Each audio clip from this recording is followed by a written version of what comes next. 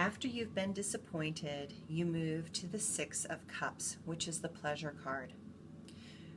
We always want to have more pleasure. We always want to come back around. We always want to figure out how to forgive and move forward. Problem is sometimes we forgive, but we don't forget. And the pleasure card is an indication of that process.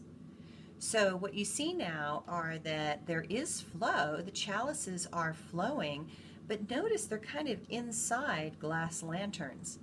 So when you've been disappointed and when you've been hurt, you have a tendency to protect yourself. And you encase yourself in pleasure, and you surround yourself with certain friends that you know you can trust, but you're not really completely free-flowing. Now, this is not necessarily bad, but it's important to notice that you are doing something that's protecting yourself. So the color is this lighter sky blue, so things have lifted, they're lighter, they're not so dark and murky the way they were, or clouded with dust and grime like the last card and the disappointment with the red sky. But we are trying to kind of establish a new center.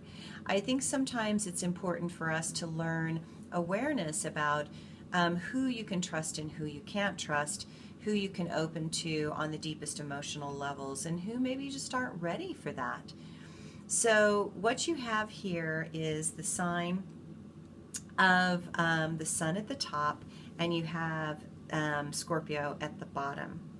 And so there is more clarity around your sexuality, more clarity around what you want.